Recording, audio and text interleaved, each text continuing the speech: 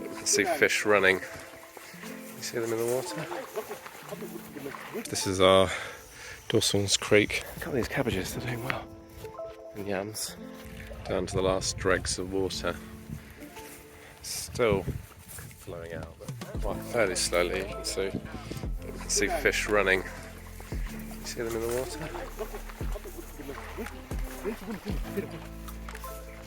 There. More things. This is the bit, these are the ones that are going to have the most stress because they've stayed here for a while. But it just goes to show, like, this is the third time they've sailed. And these big fish, you'd think, oh, how can we miss them? But they go into the mud, they go around the sides, they jump over the top, and you just don't catch them. So it's interesting when we're sailing, and that's with the water halfway down. So imagine a pond where you're not reducing the water, how many fish go missing.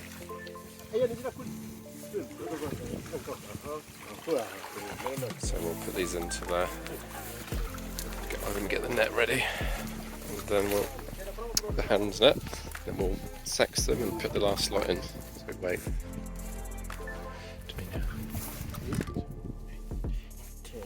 Just doing a rough count of how many fingerlings we have. Got the oxygen. I don't think we've got 300 there, but the price we charge them at is 1 gram, which is like, I don't know, probably that big, and these are much bigger. So you would pay a lot more for those. So I think in terms of monetary value, we get the same, just fewer fish. So we've been feeding these in powder, which is obviously expensive. So hopefully we weren't too short-changed. I mean, we don't have any fish left really. I'm going to show you the pond, any fingerlings left. So we just stopped it, but we're going to fill this pond up shortly. And then we'll put all the males from that tank into the pond. But a bit of a mystery, we basically are missing about, I think 19 fish, which doesn't sound like a lot, but as a proportion it's about 25%. Now bearing in mind we stopped these last year, so it's been, 9 months. So what we're suspecting happened is a bunch of them died after the treatment, and then a lot of them would have just sunk to the bottom and be in the mud, and you'd never see them again because it's just decompose, whatever. So I suspect that's what it is. The other possible explanation would be predation, so like some birds, but snakes, even small mammals. But to be honest, crocodiles. But none of that you really get here. You get hammerhops, which eat fish, but they would eat small fish, not big fish that we're waiting. And then the other explanation, and the reason I've come down here because I don't want to accuse anybody, but one of the problems sometimes you get with staff is that they will come and seine fish when they want, just for their own dinners. But absolutely no chance that our guys have done that. They get fish every week. It's a bit of an exercise in itself. There's other ponds. I just don't think they would have done that in any way. I trust them.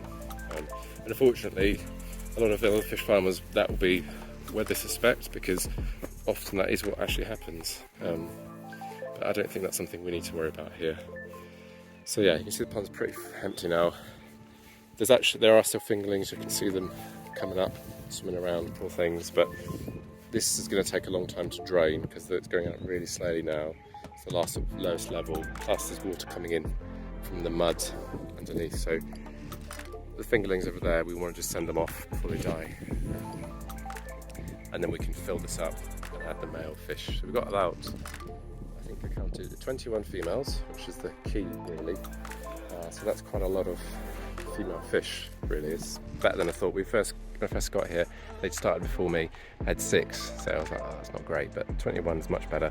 And then what we'll do is we'll grow some of these fingerlings, we'll let them survive, whereas then we'll keep them for the next brood stock. But we'll talk about that in a few years to come, or a year to come. So our current fish are good for 2 or 3 years for breeding.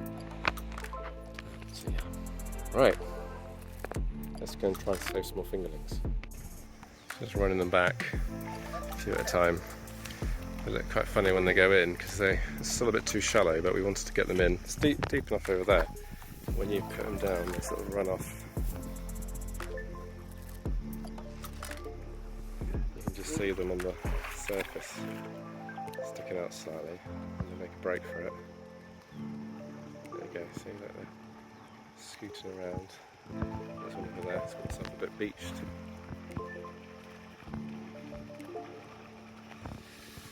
A few left. I'll sort themselves out, hopefully none of them will die. Well, come down this way. This is the deeper part of the water here. We should have released them here, that would have been smart.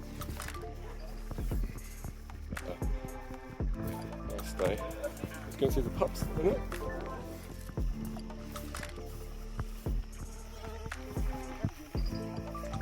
Yeah, it's much easier to see them now. Just moving around, they're just below the water. Big. Oh, there we go. Finding their way. There's a nice big mouth. So you just thought it was on the side. Not quite deep enough, but they need to go deeper, that's why. Like this one. So it went straight for Ian's boot. There we go, he's going to deeper water now. But I'm sure it's not particularly pleasant water because it's full of mud. It gets stirred up. You can see that it beaches itself. You don't really want them to do that because they get all stressed out. There's one over there. But anyway, successful day. I think in terms of sexing, that was pretty good. I'm pleased with the number of females we had. At one point I was worried. 20 plus, which is great. And just gotta hope that none of them die overnight. So we just lift, this is our Dawson's Creek. Just remove some of the so we can get some of this water going in because we want to get those fish in the water. You can see here this is us feeding them cabbages. Tilapia, they quite like it, they strip it, you can see how they've stripped all that. So they'll come and eat all the leaves. Not quite like piranhas, but I do eat them. Of course that helps with just to keep their growth up, reduce our costs, that type of thing. It's amazing how this sack is just growing. You can see, look, all the grass on top of it, it's quite natural, it's quite nice. Just letting all the water as much as we can to go down because we really don't want these fish to suffer any more than they are. I did say I was going to show you the pups. I haven't done it yet. Look at these cabbages, they're doing well. And yams. Just checking. I did hear them earlier, the pups, but I've been too busy to go and check on them. See if it's in the same place.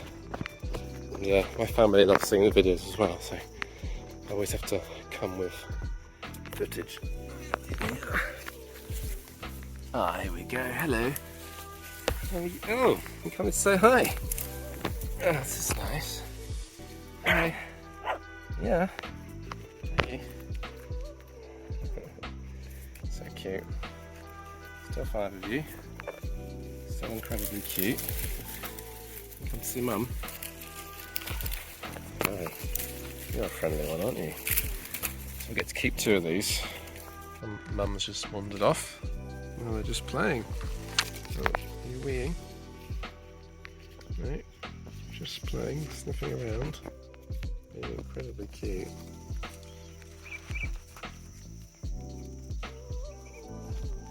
Oh, hi.